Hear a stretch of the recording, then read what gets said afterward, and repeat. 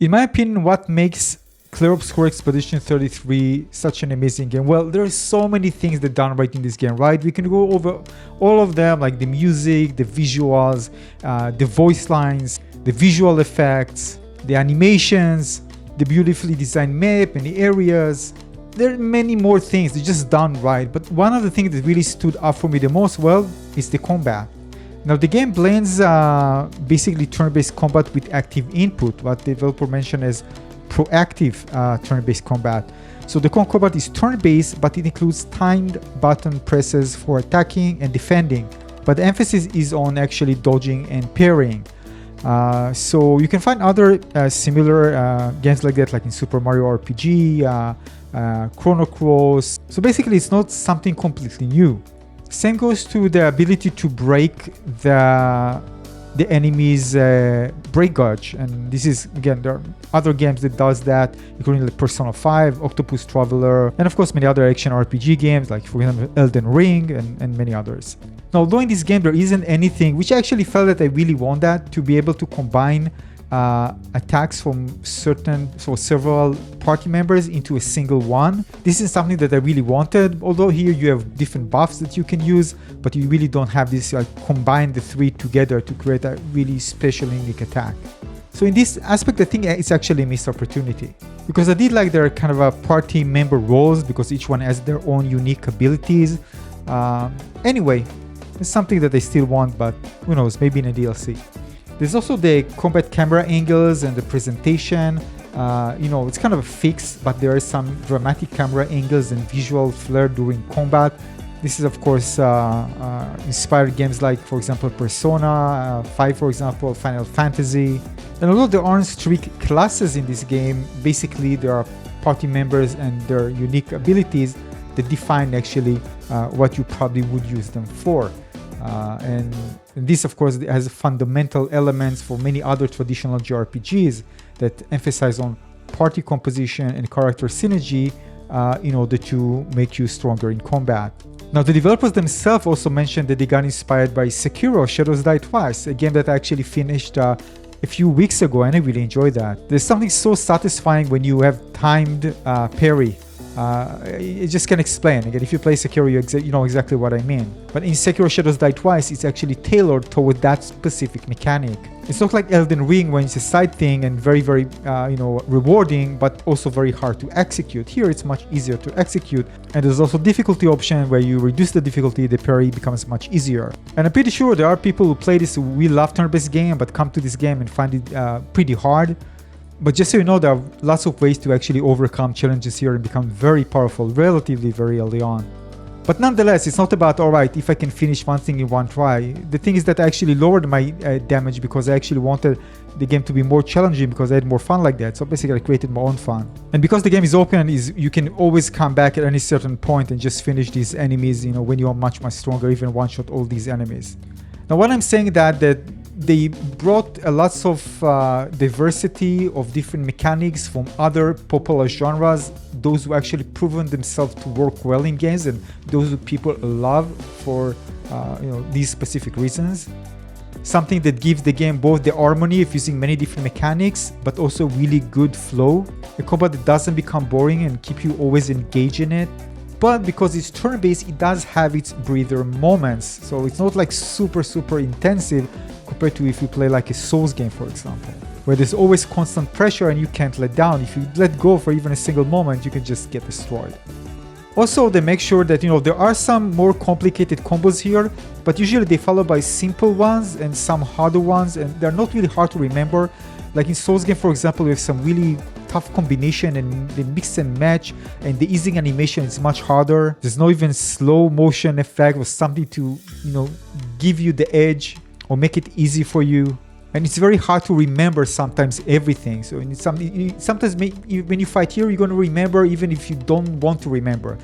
Because again, it's not that complicated, we just sink in. Same goes, by the way, with Sekiro Shadows Die Twice. It was very rhythmic, very accessible, because you can just, feel it and just execute it. So even if you repeat the combat several times, you don't even think about remembering things, you're still eventually gonna be good and will be able to finish the fight. But in Souls game that I play, for example, it's much harder because you have lots of different things that are going on, and it's much harder. Sometimes you really need to remember, pay attention to the animations in order to be able to beat a certain boss.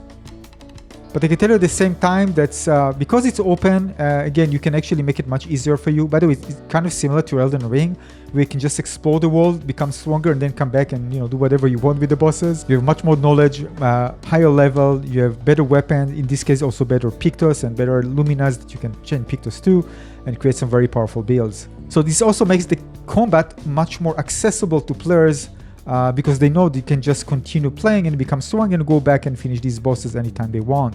Although I'm pretty sure there are lots of players who actually prefer doing it early on because it's more satisfying playing this when you have the challenge. But the option is up to you. You can always lower the difficulty if you want, of course. So it's really great for those who want to display their skill and have their bragging rights, and the other ones who just want to enjoy the story and have less challenging combat. It's all there, and you can decide how you want to play it. Now, most of the boss fight won't be hard. There are some exceptions that can be much harder, especially if you're not going to one-shot bosses. Like Simon, for example, the one that you see here, is more challenging because, again, it basically takes your HP and reset to 0. You can also just wipe up a fallen teammate and basically render you with a smaller team. And another thing, you can actually wipe up at a certain point when it gets to 50% the entire team, so you need to go with your reserve. And basically just wipe up things that can make you very, very powerful in the game, that holds you and just breaks it apart. Although you have the option, of course, to avoid it if you parry or dodge. Or maybe some use different mechanics, again, if you don't want to go with a one-shot route. So you can see this throughout, by the way, in several bosses. First of all, I want to say the mechanics, different bosses feel really unique and fun. Same goes to the design of the bosses, something you kind of, if you play Souls game, you know what I mean. It feels very Souls-like-y. And the music is amazing. Actually, when I'm playing, I'm listening to the YouTube channel for the music, for the tracks that I like, rather than the one that actually in the game, although I change it later. Because there are some tracks that I really enjoy when I'm actually playing combat, so just listening on YouTube and it plays in the background. The reason you don't hear it here is because it records the sound of the game, not the sound of the desktop, so you can actually hear it here. But the music is absolutely incredible. I'm still listening to it, just for fun. That's how it stands on its own when it comes to quality of the soundtrack. It's amazing.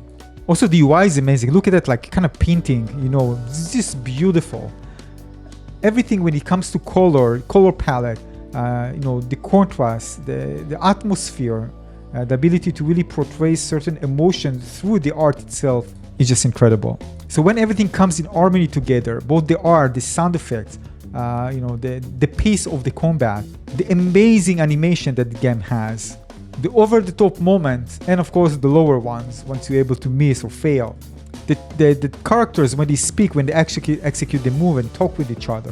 When the characters say to the other character to protect themselves and not to die.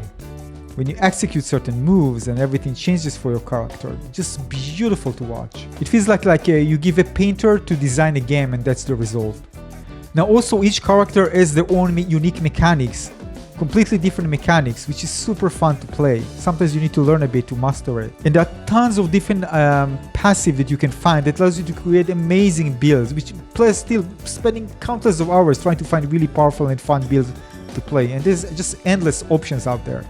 Although when it comes to when it comes to armor, it's just cosmetic, but the amount of weapons is very large. There are lots of weapons here in this game, and all tied to different mechanics and different type of playstyles that every player we're gonna find the one that they favor.